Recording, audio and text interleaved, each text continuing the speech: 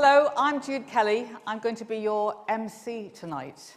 And believe it or not, there's another whole room of you gathering underneath this room. And maybe in a room under that and a room under that, who knows?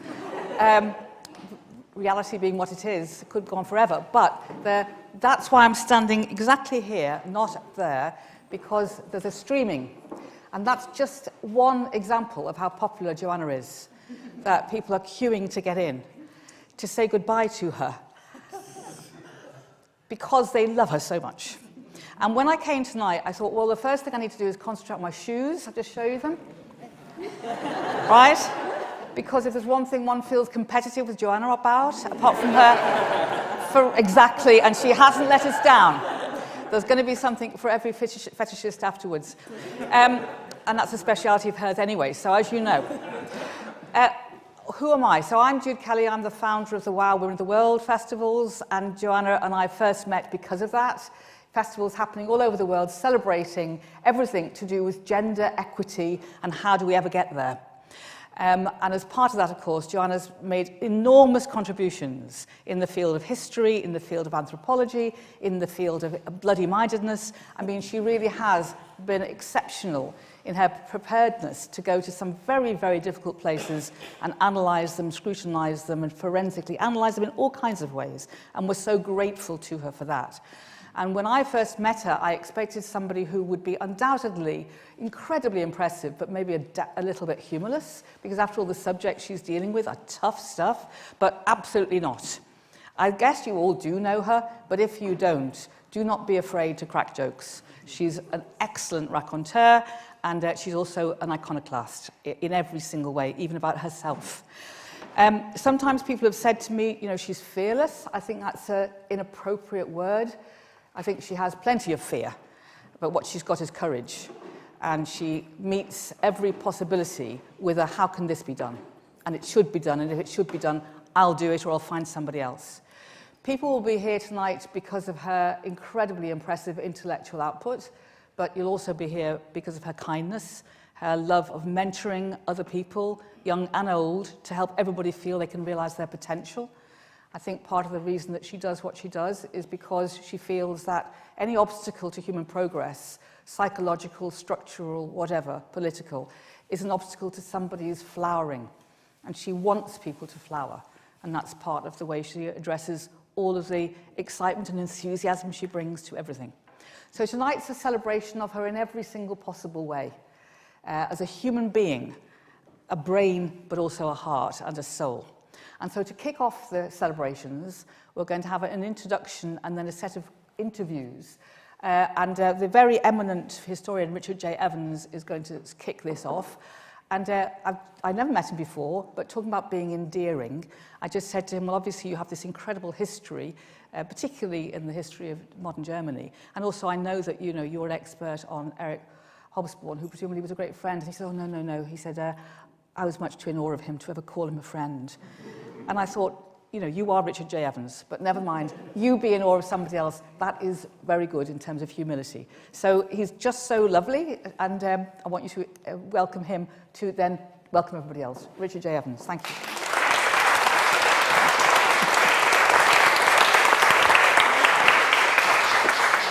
Thank you so much. Can everybody hear me? I suppose I should explain the J, the American style, because when I was a grad student at Oxford, at St Antony's College, I started getting these rather large wine bills, and I hadn't drunk any of it at all, so I checked up, and it was in fact Robert J. Evans, my namesake, who also worked on Central Europe and its history, and so I decided to have a slightly different way of calling myself, Richard J., which is, the confusion has lasted all our lives, and particularly when he was Regis Professor of History in Oxford, and I was Regis Professor of History in Cambridge. But there we are. So it's very nice to meet you. It's wonderful to be here, and a very warm welcome to this very special event to mark the occasion of Joanna's retirement as a Gresham Professor of Rhetoric, and here the premises, this wonderful 14th century building, and Professor of History at Birkbeck. I was Professor of History at Birkbeck when we appointed Joanna to a lectureship, and Provost of Gresham College when she became Professor of Rhetoric. And incidentally, rhetoric now has been used for some time at this college to denote the humanities in general. So it tends to alternate between different parts of the humanities. And I followed Joanna's stellar career with interest and admiration over the years, and I've been asked to chair this session and privileged and delighted to do it. I've also been retired for the best part of a decade now, so I can talk with the benefit of experience about retirement and what it means. I've had younger colleagues in Cambridge asking me questions like, what do you do with your time now you're retired, and how are you enjoying your leisure? But of course these questions reflect a failure to recognize what retirement means in the 21st century, especially what it means for academics. What it means, I think, is a kind of shake-up of one's academic activities, not a sudden end to them. Out go teaching, graduate supervision, committees, administration and management, filling in tedious and irritating report forms and so on. Deleting them from one's portfolio doesn't usually lead to much regret. But what it does lead to is more space for writing, research and publication, and activities of many kinds beyond the boundaries of the university. There's still opportunities for visiting professorships, especially in the USA, also in Joanna's case, of course, in Australia, guest lectures to be given if one wants, media work, school visits, and much more besides. You can choose, it's not an obligation. Superficially, an occasion like this can all too easily turn into a kind of wake, but we all know that Joanna's not going to stop being an historian anytime soon. Still, I think her retirement does provide a good opportunity to celebrate her achievements up to now. I've only got time to mention a few. She's virtually unique among leading and indeed not so leading historians and academics in the fact she didn't go to school. Yeah, you heard me right. As the child of Pentecostalist missionaries, she grew up in far-flung parts of the world where educational facilities were not the best, including Zambia, Haiti, and the Solomon Islands, and studied mainly by taking correspondence courses. Those are the days, of course, before the coming of the internet made online learning possible. She's a New Zealander by birth, now also a British citizen, and graduated at the University of Auckland in New Zealand before moving to Canberra to take a PhD under the supervision of the Irish historian Oliver MacDonagh. Her dissertation focused on the social history of women in Ireland, making sophisticated use of quantifying methods, but her interest moved on to the cultural history of war, where she was strongly influenced, I think I'm right in saying, by the work of George L. Mosser and Jay Winter, who mentored her when she moved to Cambridge as a junior research fellow at Emmanuel College. Since the early 90s, she's expanded her coverage to include many other aspects of violence, especially sexual violence, which we'll be discussing later on. It's here that she made, I think, her most important and original contributions and carved out an international reputation. Joanna's focus has always been on the modern and contemporary history of the Anglosphere. I've tried many times to persuade her to learn a foreign language, but completely without success, I'm afraid. And particularly, of course, in 20th century Britain. Her books have illuminated the irrational side of human behavior, of medical and psychological attempts to deal with it.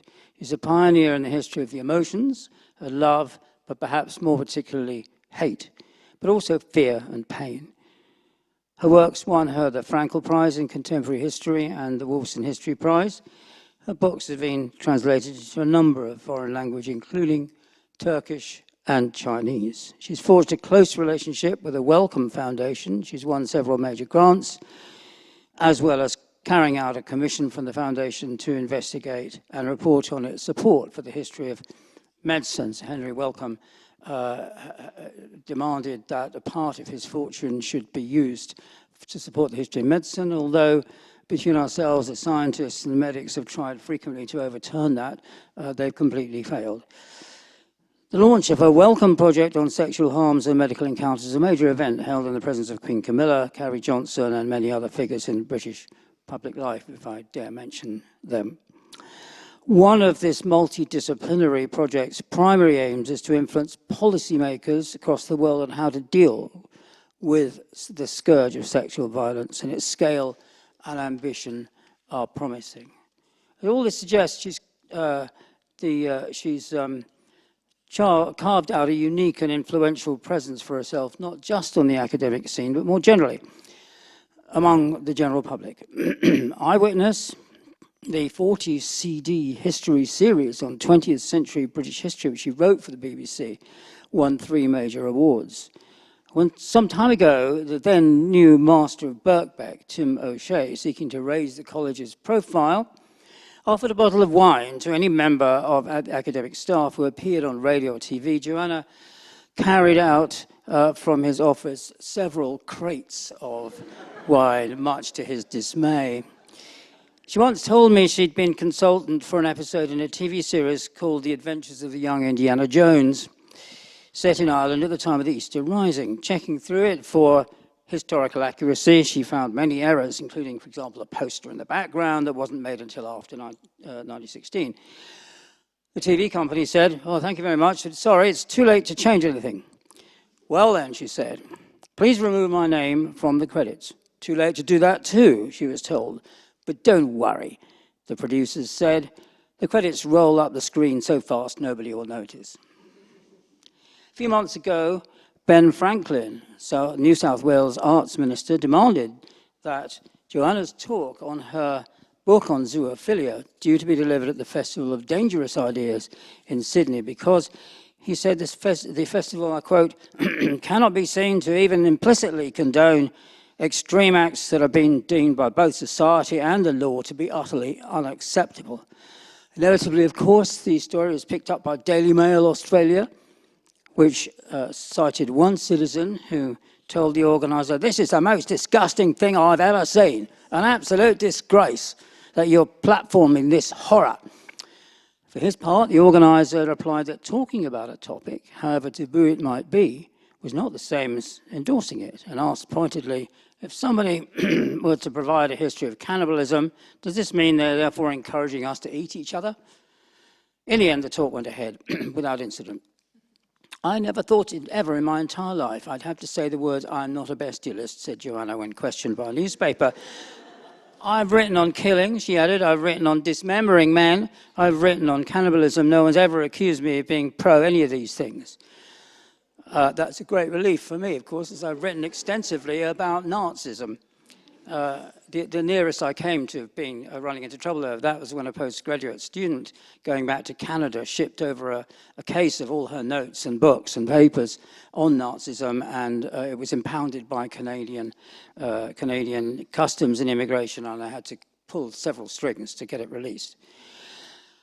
Perhaps less dramatically, Joanna's works often aroused the ire of conservative historians like Andrew, now Lord Roberts, author of laudatory biographies of Wellington and Napoleon, who called her book on World War II fatally flawed, and said, "It's sad that this book is being considered for widespread distribution in schools."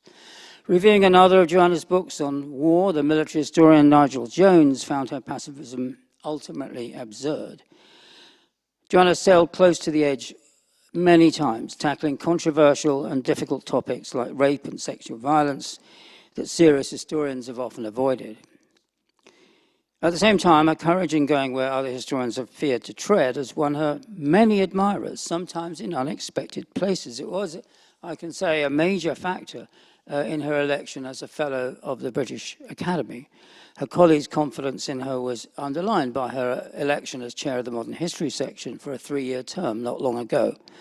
All of this reflects, I think, the very high quality of her scholarship, the thoroughness of her research, and the stylishness of her writing, seen nowhere better than in her recent history of Birkbeck, as we'll hear. I'm sure Joanna will produce many more major works of scholarship over the coming years, often on difficult subjects which she masters thoroughly and impressively. But on the present occasion, we want to focus on her already substantial achievements in historical scholarship. These are too broad in scope for any one person to deal with. So we're moving on now to a series of brief appraisals by leading historians, 2 leading historians and 1 eminent philosopher. I'll introduce them in turn. So, First of all, we'll hear from Pat Thane. Pat studied at Oxford and researched for her doctorate at London School of Economics under the supervision of the leading British social scientist and reformer Brian Abel Smith. After teaching at Goldsmiths, she moved in 1994 to Sussex, where she was Professor of Contemporary History in the School of Social Sciences until 2001, and then from then till 2010, she was Leverhulme Professor of Contemporary British History at the Institute of Historical Research. She was elected a Fellow of the British Academy in 2006 and is now Professor Emerita of Contemporary History in King's College London. She's also played an active part in shaping welfare policy as Chief Scientific Advisor to the Department of Work and Pensions. And her books include The Foundations of the Welfare State, first published in 1982, Old Age in English History, which appeared in 2000, Divided Kingdom, A History of Britain, 1900 to the Present, published in 2018, and too many collaborative and edited volumes to list. She's going to talk about Joanna's work in the fields of British working class history, and especially the history of Birkbeck. Then we'll move on to Julie Marie Strange, who, or JM, I think she likes to be known, studied at the University of Wales in Cardiff, got a PhD at Liverpool and taught at Birkbeck for a couple of years before moving on to Manchester. 2019, she was appointed Professor of Modern British History at Durham, where she's currently on a 3-year Leverhulme Fellowship, researching emotion and the making of the British working class from 1848 to 1914. Her books include Death, Grief and Poverty, 1870-1914, published in 2005, Fatherhood and the British Working Class, 1865 to 1914, which appeared in 2015, and co-authored volumes including particularly, I think, The Invention of the Modern Dog, which appeared with Johns Hopkins University Press in 2015. Finally, we have Robin May Schott, who is a philosopher who's currently senior researcher at the Danish Institute for International Studies. She works on conflict, violence, war, and gender. She's co-directed a research project on the new psychology of war, which explored the emergence of concepts of resilience and moral injury in the United States military. Her books include Cognition and Eros, 1993, Discovering Feminist Philosophy, 2003, Feminist Philosophy and the Problem of Evil, 2007, Birth, Death and Femininity, which she edited in 2010, and Resilience, Militaries and Militarization, which she co-edited with Joanna in 2022. And she's going to take a focus on wartime violence and sexual violence. So now over to Pat Thane.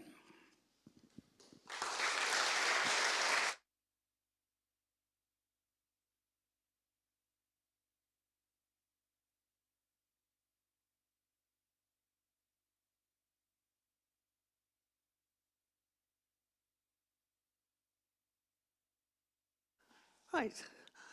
I've been asked to discuss Joanna's work on Birkbeck and on British working class culture, as Richard's just told you, and to discuss all of this in just 10 minutes.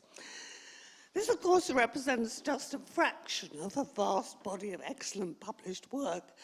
She's published 15 books and at least 120 published articles on an impressive range of topics, which a record few academics can equal. And it's hard to do justice even to a small portion of all this work in the time available, but I'll do my best. These different but overlapping topics on Birkbeck and working class culture mark the beginning and the very recent output of her publishing career. The book Working Class Cultures in Britain, 1890 to 1960, Gender, Class and Ethnicity, was her second book, published in 1994, sorry, hasn't been going that long. History of Birkbeck is her most recent publication, unless she's published something else since, which wouldn't totally surprise me. It's published to commemorate Birkbeck's bicentenary this year. Working Class Cultures was impressive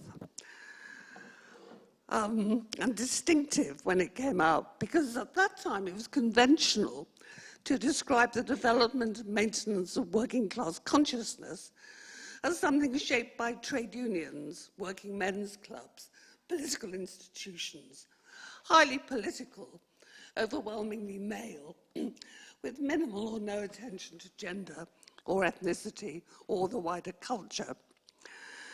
Jones described and analysed consciousness of class as shaped rather by the lives, experiences and desires of individuals, female and male, of Irish, Jewish, later Commonwealth, as well as white British origin.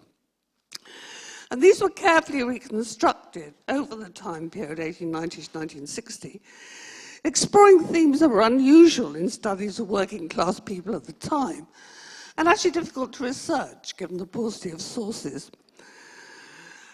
The first chapter, on the body, explores what could be discovered of experiences of love or the absence of it and sex, and class differences in experiences and knowledge, which of course foreshadows some of her later work on bodies, though there's no discussion in the books I could find of negative experiences of sexual violence.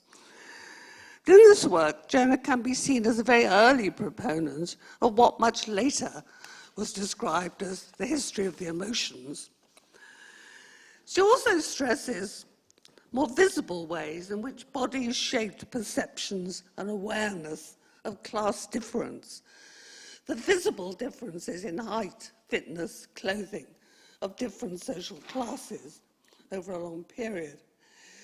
She then goes on to study how gender-divided activities in the home, gender and race-divided experiences at work, in education, the marketplace, and the community, contributed to shaping class identity as a social and cultural rather than just an institutional and political phenomenon. What people could achieve in all these settings and how they were treated shaped their sense of their place in the culture and shaped other people's perceptions of them. So I've only time for a very superficial summary of this work, but I hope it's conveyed something of the importance and originality of her work on working class culture, and work that went on to influence the work of other historians. The recent book, The History of Birkbeck, makes a quite different contribution to understanding working class culture. It surveys an institution that was established in 1823 by radical middle-class men to make working class people, initially men, more politically aware and to improve their opportunities and quality of life through education, seeking to shape class experiences and consciousness. And Birkbeck's quite exceptional among universities in having been established for this reason, and not to educate upper-class men, as most universities were. Though it wasn't founded as a university and only officially became one almost a century later, when it became part of the University of London in 1920. It was then the only university for working class students studying part-time. But very soon after its foundation in 1823, it also became exceptional in recruiting women, helping them to improve their employment prospects, including as teachers. And from the 1840s, women even gave lectures, which again was extremely uncommon in institutions of that sort. They gave lectures including on women's rights and the importance of education for attaining them. Though the teaching by men and women, to men and women, wasn't exclusively political, but included art, music, drama. In the 1900s, support for women's suffrage was strong at Birkbeck, and in the 20th century, Birkbeck was very early to encourage women scientists. It was also exceptional in welcoming students of all ethnicities. Marcus Garvey, the pioneering campaigner for black equality, was a student there from 1912 to 1914. And that hasn't changed. As recently as 2020, as Jo points out in her book, 40% of Londoners have minority ethnic backgrounds, but 56% of full-time Birkbeck students, 42% of part-time students, between 40 and 50% of lower-level staff, though just 10% of senior staff were of minority ethnic background. But 10% of senior staff is still probably better than most other universities. And since at least the First World War to the present, the college has also welcomed and supported refugees. So Joanna brings to life the culture of Birkbeck over time, the culture it consciously created for students, including access to sports, music, theatre, to broaden their horizons. And also explores the staff culture, which always attracted and welcomed radical intellectuals like Eric Hobsbawm and the crystallographer J.D. Bernal, sort of people who were often unwelcome in other universities, and who themselves were glad of the opportunity to meet and teach working class students at Birkbeck. Though not all the staff were on the left, and there were tensions, for example, with right-wingers such as the philosopher Roger Scruton. And Birkbeck was innovative in other ways. Among other things, it was early to teach economics, helping working people to understand how their deprivations came about and how they might change. And it established the first university department of computing in 1963. The man or woman who led it, who later married, built the first manageable small computer, influencing all our lives, though they had to move to Canada to gain professorships. Birkbeck was remarkable, but not perfect. And Birkbeck's had its ups and downs as funding has come and gone, but Joanna vividly conveys how it became and remains a distinctive, wide-ranging, innovative institution, responding to and seeking to influence cultural and political change. Throughout its history, helping to shape working class culture, among other contributions. And the book's most unusual among university histories in being enjoyably readable, partly because Birkbeck's history is more interesting, more diverse, unusual and fascinating compared with other universities, and also because Joanna conveys it in all its complex detail, as she conveys all of her work with such vivid, readable, convincing clarity. And so I hope that conveys something, a fraction of her work. Thank you.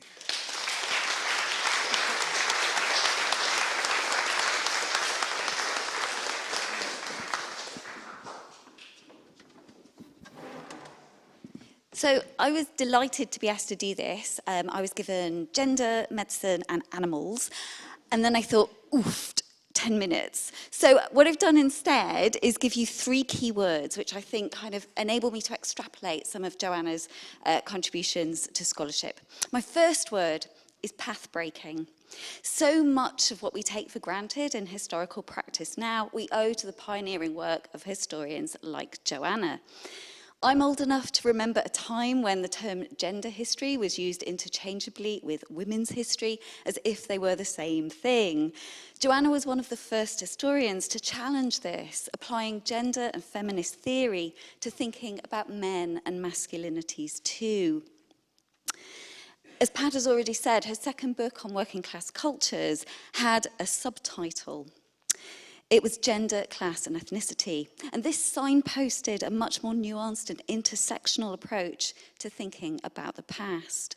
In this book, gender was a category of analysis in which femininities were in dialogue with masculinities. She made clear that these were unstable categories, and ethnicity and class were a factor inextricable from both.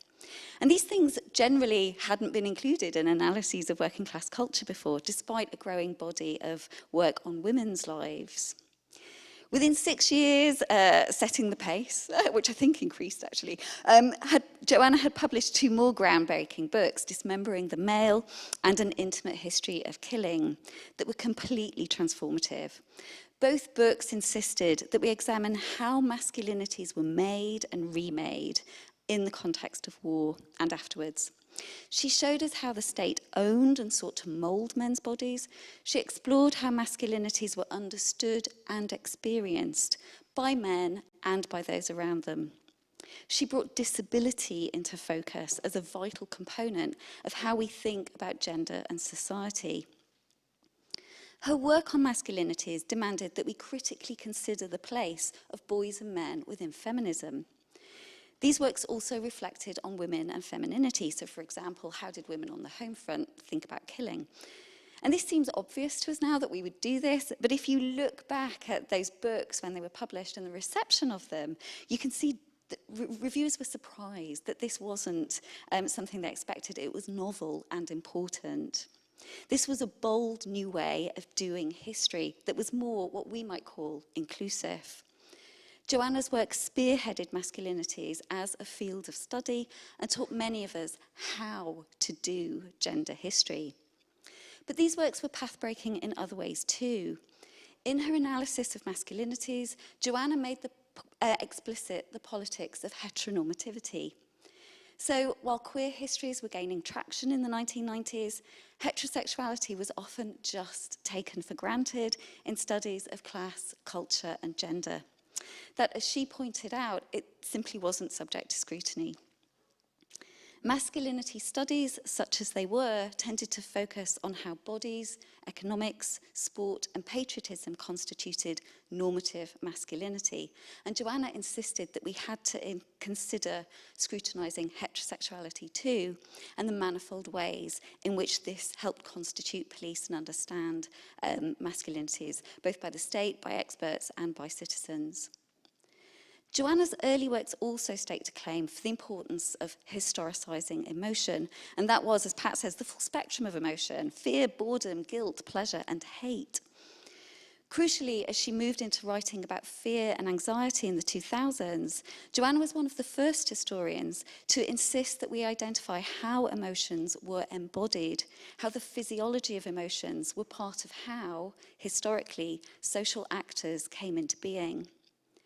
Secondly, she staked a claim for understanding emotion as an expression of power relations and insisted that we make visible how feelings are learned and disciplined. And this was imperative, she argued, if the history of emotions was ever to have bite. I love that. Now, obviously, Joanna's works have bite, not least because they make explicit the socially constructed character of categories such as pain, to reflect how context and milieu shape not only our ideas of pain, but our ability to relate to the suffering of others too. As she pointed out, we cannot interrogate things like fear, pain, or trauma without thinking about how environment, power, and difference constitute those categories. I'd also point out in path-breaking her use of innovative and bold methodologies. And again, this is right there in the early work. Joanna used oral histories, memoirs, correspondence, diaries, and cultural resources, film, art, fiction, when this just wasn't orthodox at all. She used them alongside surveys, statistics, government, law, and medical reports. This was new. It enabled her to foreground experience and the everyday in her critiques of the institutions and frameworks that shaped citizens' lives, whether she was thinking about demob soldiers as disabled citizens or women in childbirth. She's also been one of the very few modern historians of modern Britain to pay attention to the presence and importance of religion and spiritual beliefs. If you track Joanna's scholarship across her career, her willingness to push herself out of her comfort zone, chronologically, more recently geographically, methodologically, is clear. She has a reflexivity too in terms of the language she uses, adapting language to be as inclusive and equitable in her practice as possible. And this, I think, brings into focus her compassion, particularly for minoritized groups, a compassion that has consistently guided her treatment of even the most gruesome of topics. Which brings me to my second keyword, provocative. And this is a word used so often in relation to Joanna's work. So some of the adjectives I came across while preparing for this were controversial, gory, gruesome, depressing, disturbing, unsettling, and yet we like her so much. So this is typically because Joanna is unafraid to address taboo. She forces us to acknowledge, for instance, that while for sure there was dying and camaraderie, war is actually about killing. War intends to mutilate men's bodies. She asked, how did people cope with killing? Did they take pleasure in it? What did passivity and boredom on the front do to people? And again, this upset an awful lot of people, as Richard has already indicated. This was a different approach to thinking, both about gender but also about war. By Joanna's own admission, her body of work deals with difficult topics.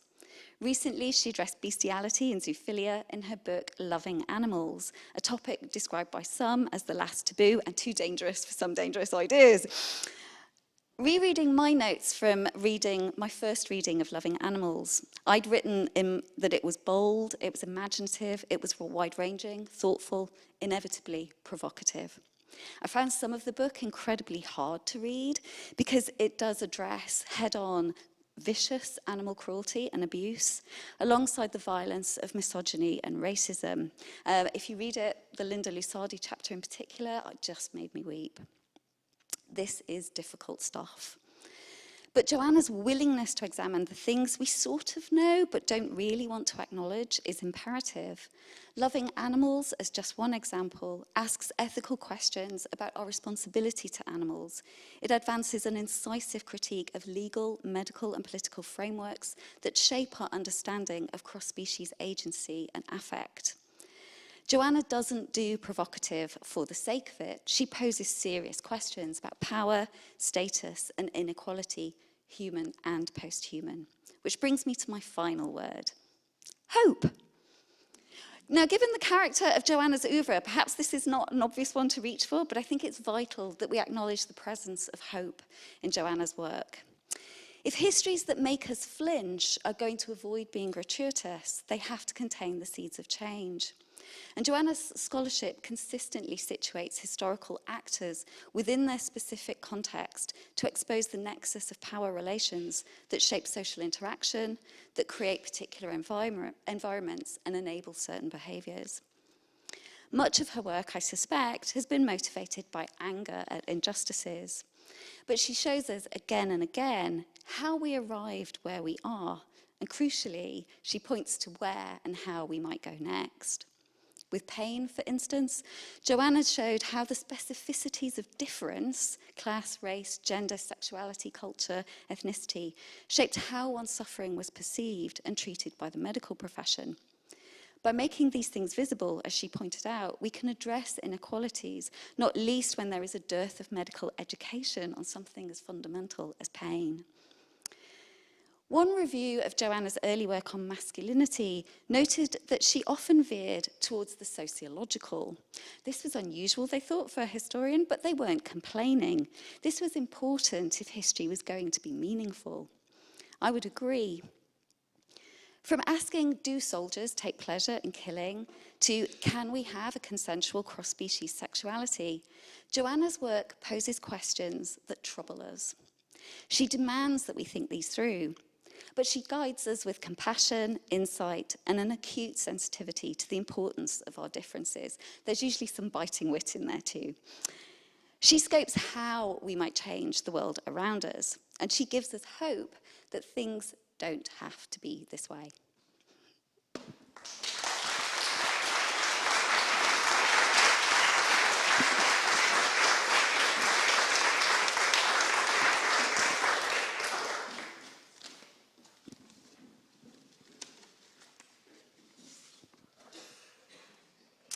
Thank you. We're here all today, of course, to admire and acknowledge Joanna's major contributions to the field, but also a personal debt. And I will also speak of my personal debt of gratitude.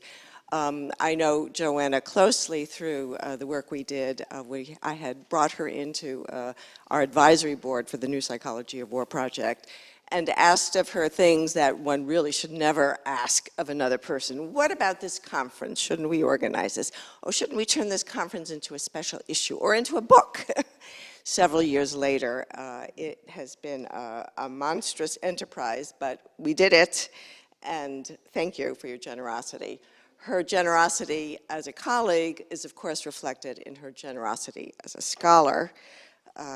She has, 15 books, and still counting, and they vary in length from 564 pages in An Intimate History of Killing, 565 pages in Rape, Sex, Violence, and History, 500 pages in Fear, A Cultural History, and a mere 293 pages in Disgrace, Global Reflections on Sexual Violence. Her relentless capacity for work and production leaves me in awe, but I do know one of her secrets. Actually, I first met Joanna when we were at a conference. She was giving a keynote, I think, in Bristol.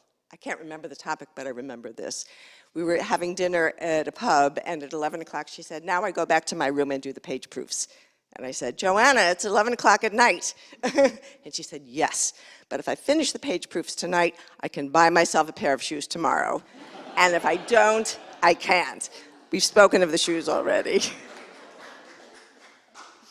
But we know her work has often focused on the dark side of human existence: burial, fear, forensics, killing, pain, rape, rapists, suffering.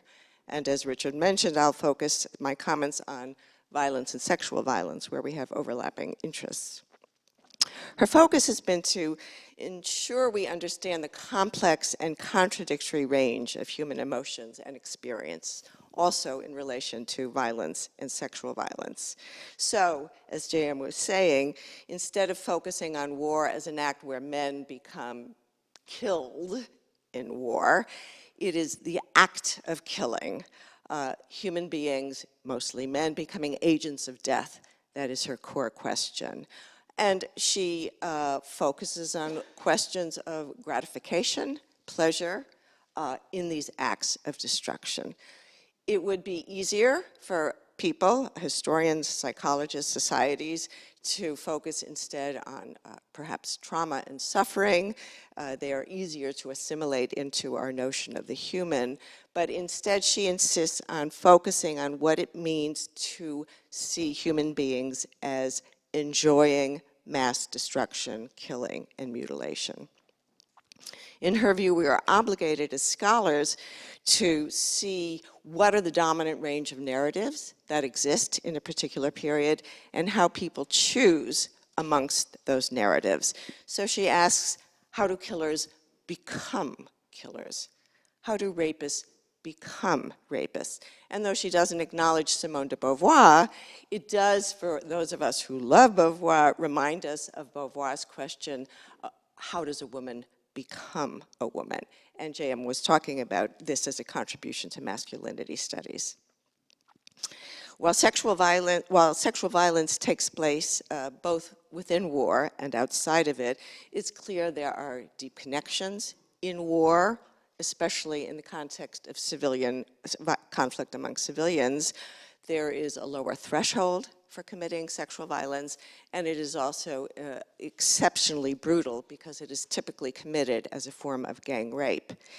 And she, in her work, talks about what role language has in this phenomenon, reporting from an American Marine during the Vietnam War who spoke of an incident of mass rape and killings of women.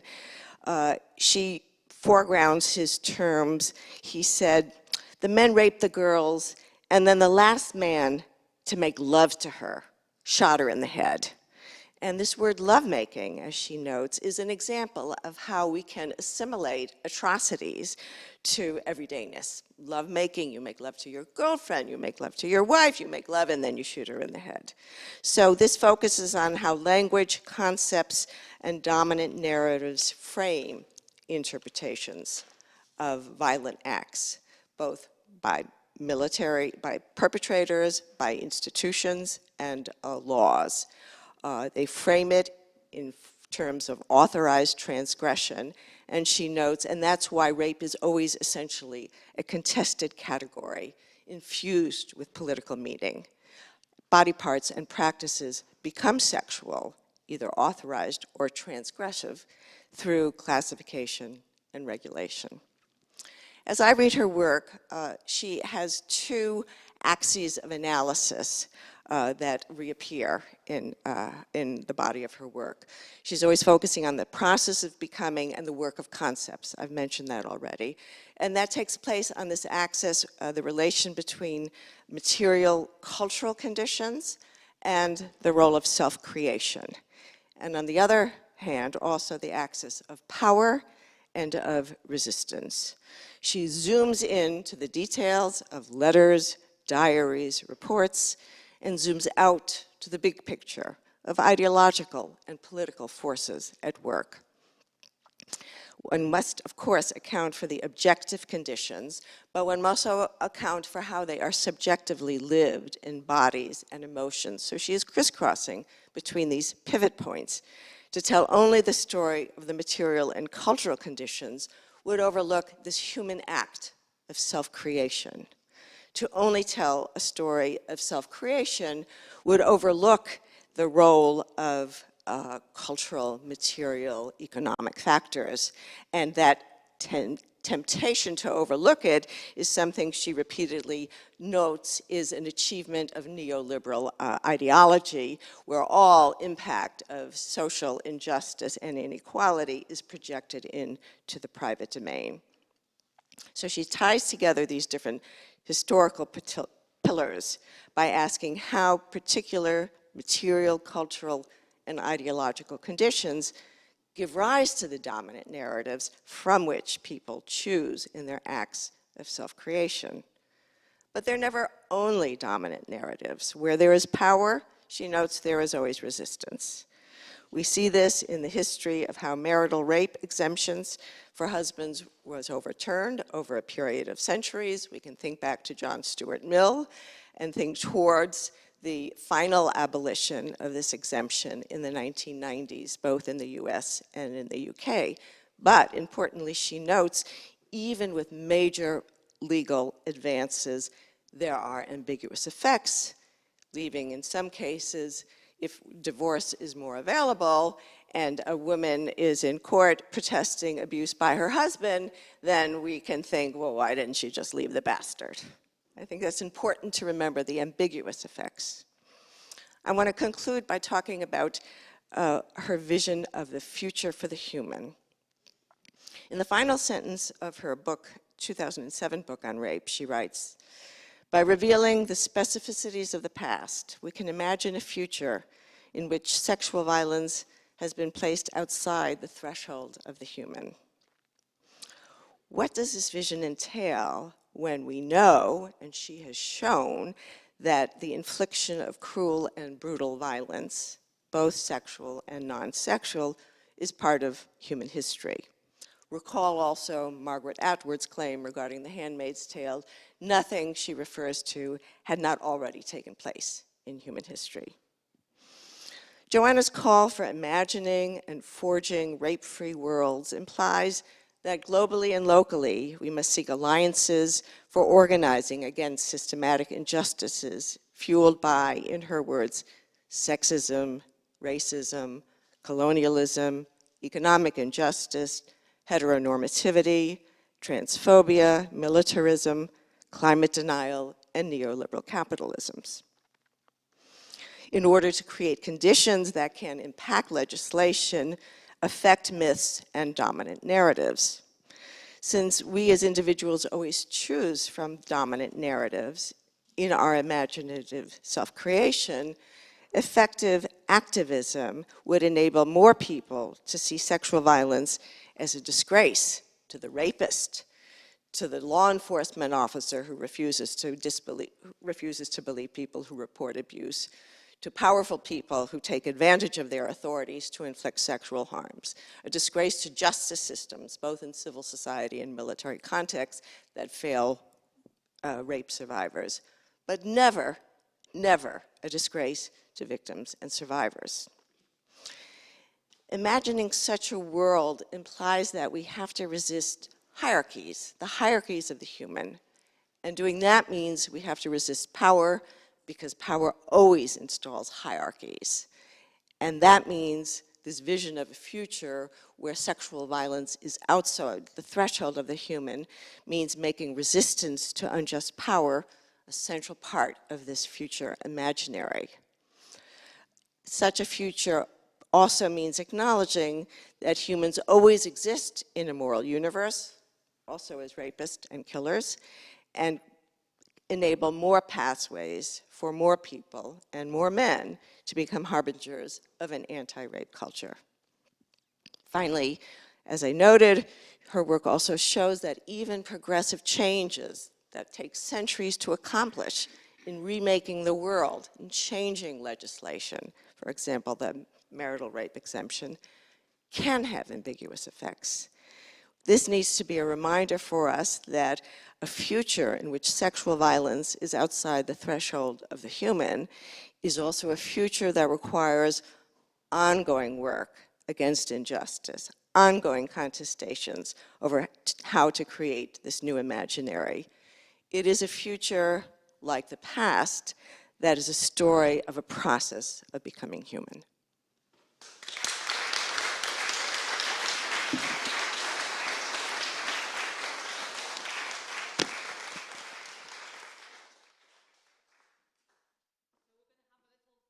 Breather while we're doing a change of set, and then we're going to come back and there's going to be a conversation between Julia Laite and Joanna, and then some other things.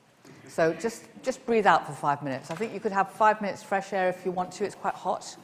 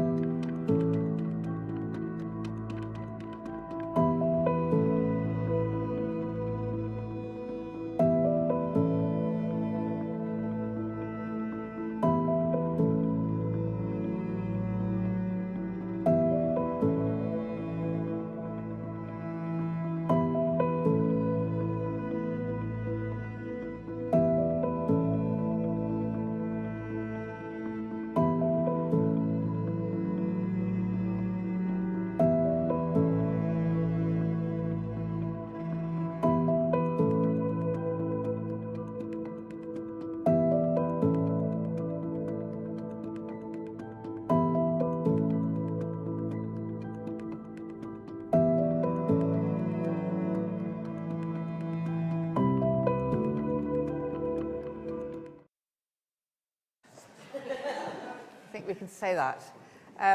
But it's also been really exciting, even for me, who knows Joanna quite well, to visit areas of her work that I wasn't as aware of. And Richard said at the beginning that she hadn't gone to school. And I thought, this seems to be quite a good idea then. Because her virtuosity and her lateral thinking is extraordinary. And I also was thinking about Angela Davis, somebody I've interviewed many times, has also been part of the WOW journey over years, and thinking about this idea of hope and dreaming, and her proposal particularly around post-industrial prison complex and how people kind of go, that's impossible. And of course, it won't be impossible. And a post-rape world sounds, again, something which people say, oh, human nature. But actually, human nature is something that we've decided to put into certain kinds of boxes and understand in certain kinds of ways. So I think this ingredient of hope is very, very critical, one of the words that you used. We did something together because Louise Hyde, another great academic and miserabilist, invited Joanna and I to lunch with Sarah Weir to kind of hatch a plot. And we hatched the plot that the Shame Festival that Joanna had led with this fantastic grant from Wellcome, it has to be said, that we would turn it into a festival called Shameless, which we did. First edition in London, the second edition in Brazil recently. And that was the opportunity to use that word shameless and to allow people involved in the field, including people who have had any version of a lived experience, which is many, to take that word and own it as a way of moving forward. And so, there is really such a strong overlap, finally, between academic research and the possibility for a human to exit from one space into another narrative. And that's a proposal that Joanna is constantly giving us. That festival, Shameless, produced thousands of other possibilities of research. So, you do really feel as if you're working alongside an archaeologist as well. And since, she lives just opposite the Acropolis, just a good thing, probably. But, she's constantly really dusting off with a tiny brush and going, well, have we looked at this bit? And have we looked at this bit? And it really does make for a very exhilarating and exciting relationship. So she's now going to be in conversation with Julia Laite, who also, I think, has a similar vivacity and energy around her work. It's always good when you can read out titles like, Common Prostitutes and Ordinary Citizens. Prostitution in London, 1885 to 1960. So, honing in on that, which is everything from sex trafficking to courtesan, it's all kinds of things, and really unlocking words and rethinking them. Again, it needs energy to tackle those sorts of subjects. So when I use the word miserabilist, what I mean is somebody who's, again, thinking, okay, it's easy to close the waters over this stuff, it's comfortable, but it's nothing like the thing that we should be doing. We love scientific endeavour. We're always looking at new ways of thinking about the planet. People are so frightened of looking at new ways of the human being, but neither of these two are. Notches, her blog, on remarks on the history of sexuality. I mean, a great blog as title. And then, of course, her acclaimed book, The Disappearance of Lydia Harvey, which won the CWA Gold Dagger for Nonfiction and the Best Roth Award for Labour History. So they're going to have a vigorous conversation. I'm not sure about what, but look, they're drawing in breath, and off they go. Thank you.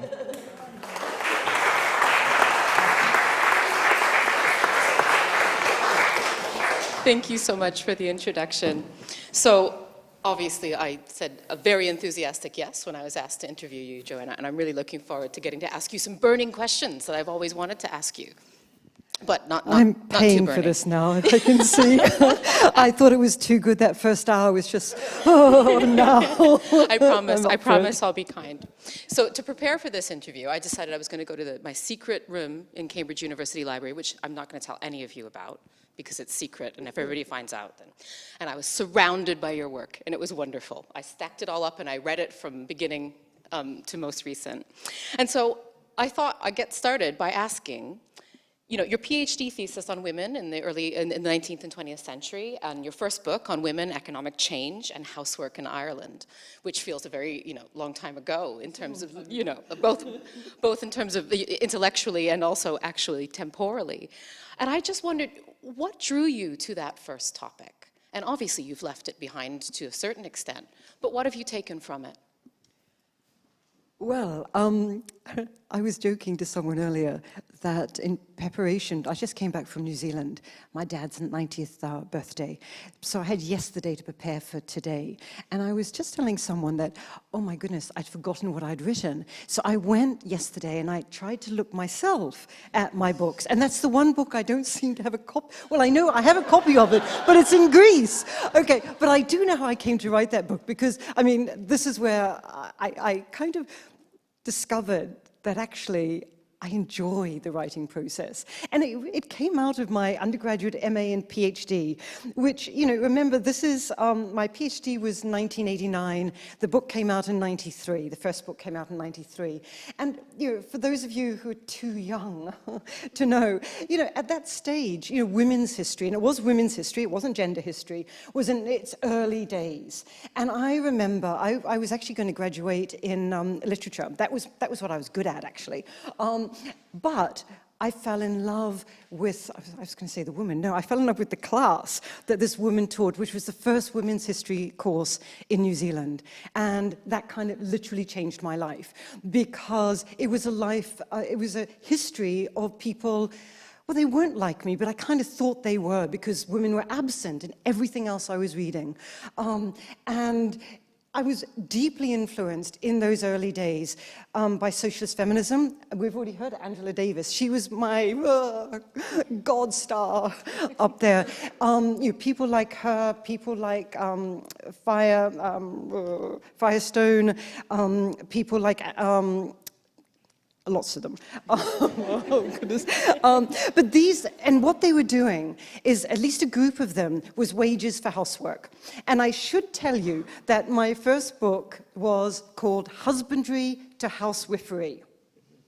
It was a history of women in agricultural and rural Ireland in the 19th century.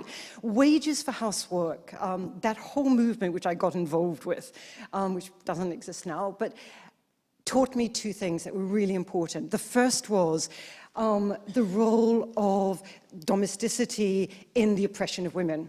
But the second was the domestic sphere as a site of rebellion. And that is what sort of grabbed me. So I was interested in Irish history for my PhD, so it was a natural thing for me to say, hey, hang on here. Irish history had no women's history at that stage. It was really, and it still is to some degree, it's changing.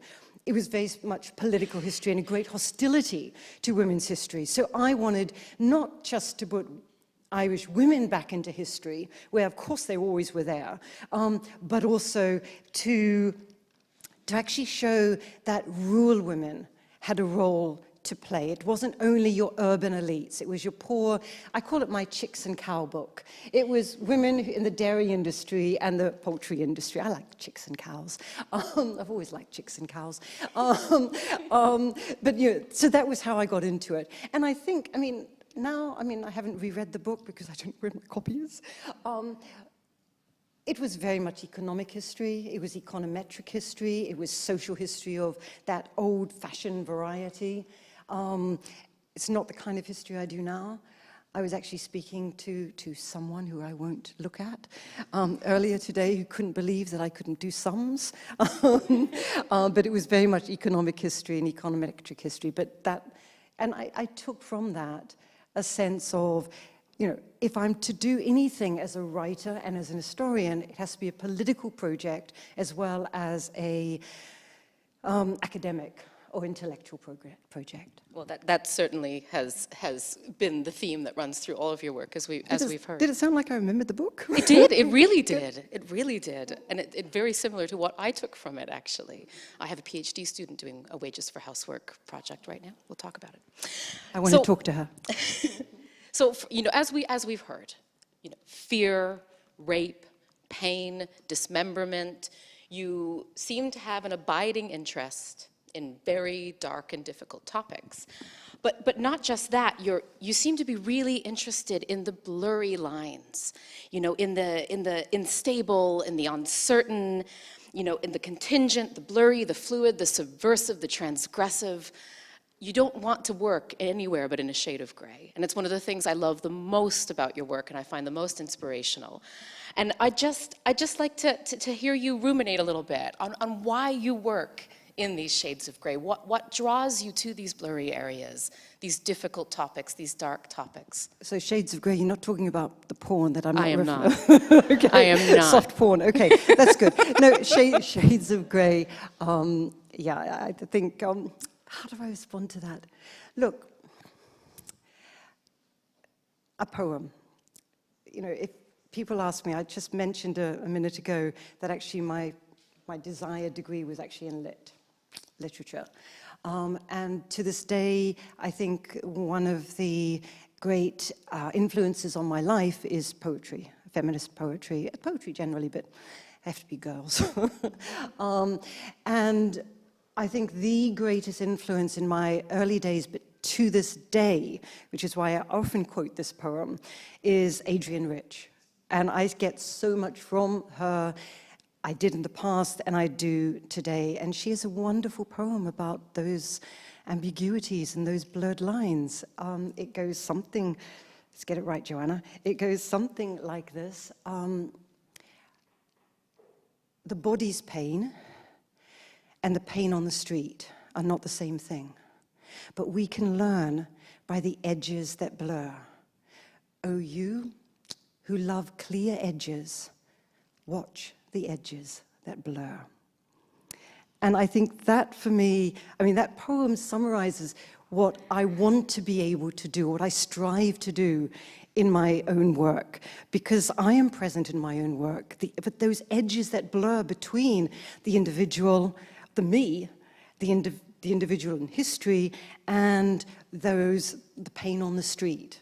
And, you know, in my own sort of historical practice, this tension and awareness of ensuring that I watch where they blur, you know, so that is important. But actually, I think on another level, and it goes back to something that was mentioned earlier, and thank you for all those so generous things people said about me. Okay, but I do think it comes back to not being educated. It comes back to my childhood as well, that those ambiguities. You know, I grew up in Zambia, Chicken-Carter, Solomon Islands, but Haiti. Haiti is the formative experience in my personal life, but also my intellectual life. You know, my parents are medical missionaries.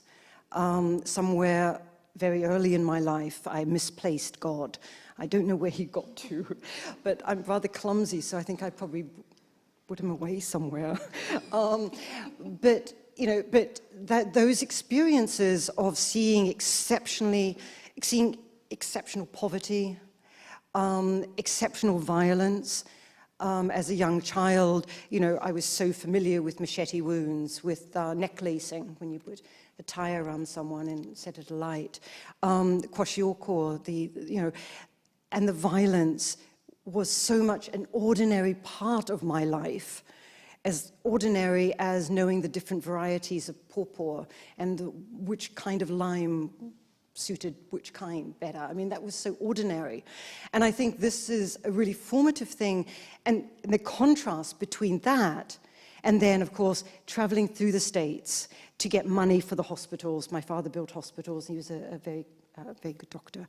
To get money, and the sort of meaningless consumerism, the country music and Christian tunes on the radio, and then arriving in New Zealand to the comfortable, placid, absolutely dull Matamata, you know, New Zealand village. I like Matamata now, anyway.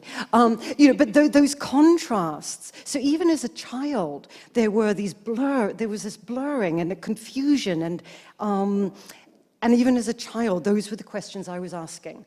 And I think I'm really fortunate that in my later life, I got the opportunity to go to university, I faked it so badly. I faked it so well. Clearly. But, you know, I got that opportunity to then use this formative experiences of my youth to think more seriously. Whether people agree with me or not is a different issue, but actually to think through some of those blurrings, some of those ambiguities, some of those violences, you know, the way someone who loves animals can then rape them. It's someone who I've read their love letters, and then I find out that that same day they committed an atrocity. I mean, to try and grapple with those sorts of things. It's funny that you should mention that poem, because that was the point I started weeping reading your book in the Cambridge Library. Which book do I quote it? I think it's In Pain. Oh. And I wrote down this line that I absolutely love, and I think it's going to become a bit of a mantra for me as a historian, which you write, a painful world is still a world of meaning. And I think that is such a powerful thing to remind ourselves of, particularly when we're miserablists, actually. But, so you are a miserablist, I think we've established, and you're in good company. Yep, I think I am. Which obviously belies your personality, as anybody who's met you knows. Have you ever thought about writing a comedy? Have you ever thought about writing about joy or happiness? Or do you suspect that could be worse? Okay. I have a confession here. I am quite a prolific writer. There is one time in my life I had writer's block, and I had to actually give back my advance. I was commissioned to write a history of love. It was I worse, had writer's wasn't it? block. I didn't do it. I had to give back my advance. And I was thinking about why. And I know the answer is in that I only write about things I know nothing about. Housewife, housework, dismembering men, Costas. Get close sometimes, but not quite there. Killing. I write about things I know nothing about. Love, nah, I couldn't do it. But, okay, more seriously, I actually have written an article on love. It's called Love and Limblessness. It is, honestly. Honestly, it's called Love and Limblessness. And part of it is about a wonderful society. Yeah. A wonderful society that was established in 1915 in Britain, which was called, and I like all the thus, it's called The League for the Marrying of Broken Heroes. The League for the Marrying of Broken Heroes. And it was a league set up to matchmake between broken heroes from the First World War and, as they called them, plucky lasses. And it was wonderful because about love. I won't talk about the limblessness now, but about the love bit, because there are three things that really fascinated me. The first, well, in terms of love. You want to know about love? I do. I'm an expert. Love and limblessness. The first thing was I learned that men fall in love through their sight and women fall in love through hearing. And therefore you should marry a limbless man.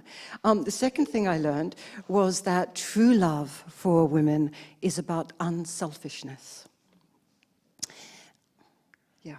The third, sorry, I'm just looking at my partner over there. The third thing I learned about love is eugenics. They were obsessed with the eugenics implication of men coming back from the First World War without limbs or with other disabilities. And that was that if you married a man with no legs, your child would not be legless.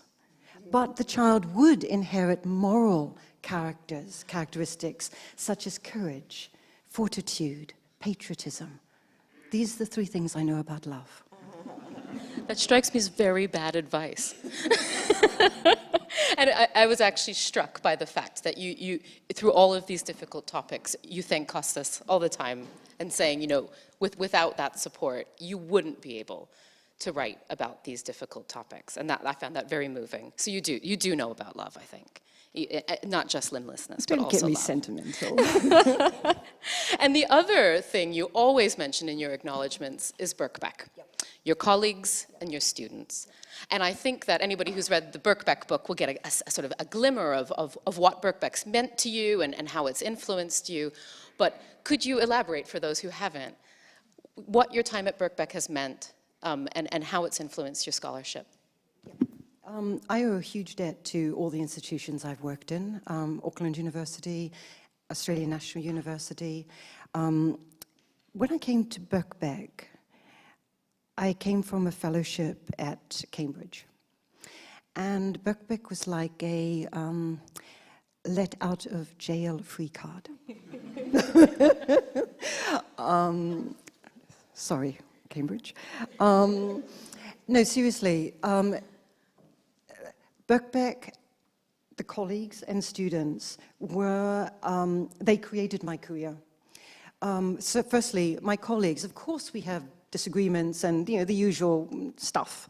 But there was never a time, ever in my career at Birkbeck, where I felt I shouldn't write this, or I shouldn't do this. In other words, that support, that intellectual support, has never wavered. And that's part of our tradition at Birkbeck, and particularly in HCA. And I can see, you know, people here in this room who've headed our department and who've been absolutely central to ensuring that that is forefronted. But also it's students. You know, I'm a New Zealander. You now know I didn't get much education. But I was in Britain teaching modern British history, and in my class, I was young then. It all happens. And in my class, there were people who had lived through the periods that I was teaching them about. And I just learned incredibly so much. And I know academics always say that about their students. Oh, I learned so much from my students, but I did learn so much from my students. And they always pushed back. They were always there to learn. I think Birkbeck students are unique in that sense that they are giving up a lot for their education. They're giving up their nights, they're giving up their weekends, and, you know, they want to be there and they want to learn. And so that was always important. But also my PhD students. I've been incredibly blessed with, I think, over 30, 35, something like that, who've got through, who basically, you know, have pushed me in ways that sometimes I didn't necessarily want to go, but I had no choice. And that's always, I've always been really grateful to that. And many of them now, in fact, some here in this room, have amazing careers elsewhere in the world and have published their own books, and I continue to learn from them. But I think, you know, it is firstly about the nature of the institution, which, as you've heard earlier, I wrote the history of, hoping to debunk the myths, and I ended up becoming a true Birkbeckian in the context of that, but also the fact that our student body is so unique and passionately involved in what we're doing. Yeah, I couldn't agree more. And as somebody who'd made the same Cambridge to Birkbeck journey, I couldn't agree more. So, I've got a question that I can't wait to hear the answer for, which is, what's your favorite of your books? Everyone else can't wait either.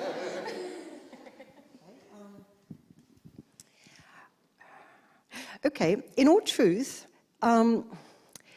this is not a good answer, but it's the truthful answer. I'm going to give you two, actually. But in all truth, I always like the last book the most because it's closer to me. And I do find that if I was going to write some of the other books again, I would write them very differently. So, you know, I have changed so much in the way I approach or the way I look at my world and the worlds of people around me, that's inevitable. So, in that sense, it is the Disgrace book, but there is a book that I really am quite proud of, and it's the book that no one reads. In fact, it's one of the books that no one has mentioned today. And I don't know why I'm proud of it, but I am. And that's What It Means to Be Human. And I think the reason I like that book is because it really pushed me into very territory that I found very difficult It's basically, it's a book on what it means to be human. So it's a book about how you, who is the true human, what is the human animal, non-human animal, human animal. So it's very much an animal book. And, where do people sort of pinch that Mobius strip of life and say, here's where the human starts and the animal finishes. But it also made me engage with Derrida and really think about my own positionality in the context of those debates which are so rife in history about similarity versus difference, about culture, nature, human, animal. So it pushed me in a more philosophical dimension that and maybe that's why people don't read it, because historians don't like it and philosophers don't like it, but I like it because it taught me a lot and made me really interrogate my political position within these debates in a way I hadn't before. And who cares what philosophers and historians think anyways, right? But in some ways, that book is kind of asking the meta question that speaks to your whole body of scholarship, isn't it? Which is why I would rewrite it. I think I would keep the introduction, conclusion, everything in between. Yeah, I don't tend to reread anything because, yeah, exactly. It just gives you more work.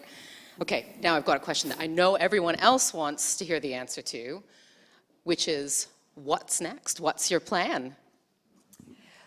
Well, there's a really lazy saying. I hate it when other people say it, but I'm going to say it. I've got so many books inside me. So many books inside me, but it's true. I'm actually writing a book. I'm writing a book which is called Evil Women. It's about female rapists and murderers. So we're talking really evil women. And it's got two parts to it. I've done a lot of the research for it, but I haven't done the proper thinking for it yet because I'm doing that over the summer, so I can buy another pair of shoes. But it's got two parts to it. One part is about people who commit really horrendous crimes. But the other part of it, and how does that change over time? How are they seen over time, and how do they change over time, and how are they perceived over time, etc. So the basic, what historians do. But the other part of it, is interrogating that notion of evil. So how does evil change between the 1830s to the present? The concept of evil and evil women as well. And it does change dramatically over the period. And what does that tell us about the difference between committing a terrible, evil act and being an evil person, and how that changes through time? Why is it that someone like Myra Hindley, for example, is just vilified? You almost never see her name without evil attached to it. Yet Ian Brady has disappeared. Well, he's dead now, but he did disappear early before he died. The evil label is attached to her, whereas people who did identical crimes committed don't have that thing. So that's part of it. But I also have other books. That's just one of the books. That's the one I only work on one book at a time. And in fact, any writers here, only work on one book at a time is my advice to everyone. But I'm also writing a book on body parts. Which ones? Oh, well, they're actually based on the lectures I gave here at Gresham College, which I owe Gresham College a huge amount for supporting what might have been considered a little bit, to the not center of what you do, but I really appreciate Gresham supporting. So for the Gresham lectures, I went from hair to eyes to breasts to stomach to penises and clitorises. You can get it on YouTube. To feet. The book will look at more body parts than that, but basically I went down the body. And I'm also and that's in planned form, but I'm not writing it until I finish Evil Women. And then the third book from that is going to be on the paranormal, and links between the paranormal, the Communist Party of Britain, Great Britain, Cold War politics. And I wrote an article on that a few years ago, but I've collected material for that book. But don't hold your breath, that'll be 5 years, 6 years. And then I'll retire. Only 5 or 6 years. This is, the amount of writing you do is just absolutely incredible. And so I kind of finished, well, I finished with Disgrace when I was in my secret, wonderful secret room in the library. But I spent a lot of time with the Birkbeck book as a Birkbeckian myself. And in it, you write, by creating free-thinking, independent, and culturally aware citizens of the globe, Birkbeck provides a basis for exploring the irreducible plurality of the human condition. And I think you are talking about Birkbeck, but I think you're also very much, I mean, you might not realize it, but you're talking about yourself. Because I really think that irreducible plurality is at the heart of everything that you do. And it's absolutely central to the beauty of your writing, and it's the meaning that everybody finds in it, even though these topics are so difficult. And so I think we're running out of time. And so I'm just going to say thank you, Joanna. Here's to irreducible plurality. And Yes! thank you for your tireless and beautiful work at the edges of our humanity.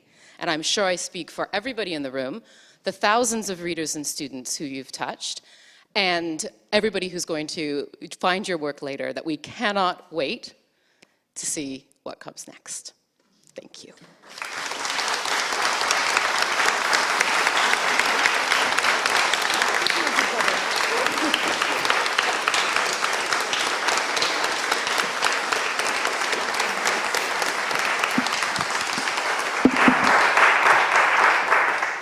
Okay, I've got on my way. Okay, so we're letting Joanna off the hook again now, so that she can sit back and enjoy some more plaudits.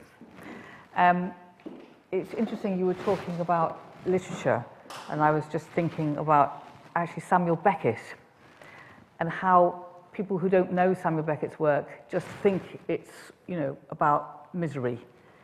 And of course it is, but it's also about endurance, and something that comes beyond that moment, when the extraordinary nature of humans is that they're prepared to carry on enduring in order to find out what living is, to the very, very last speck of the moment of extinction, and maybe even after that, who knows. But that idea of somehow finding something that is not dystopian in amongst all this carnage is, again, something I think profound about what Joanna's doing, because it's very cool to be dystopian, and it's not very cool to be an enthusiast.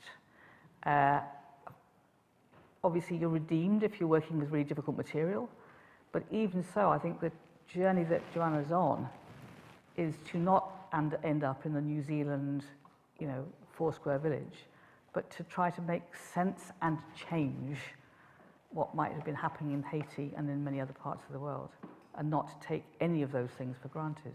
And that's utopian, which is a political position, which we haven't talked much about, but I think it's a really critical part as well of her journey. Joanna's had a huge influence on all of us. I mean, you wouldn't all be here. Obviously, isn't just wandering off the streets. So you must have connective tissue to what Joanna's been doing in her life and her work. But I talked at the beginning about the ability to help others flower. And so we're going to watch a film now of students of hers who've made a film. It's a surprise film. You can take it away with you, and you can show it to yourself over and over again. So let's see this film.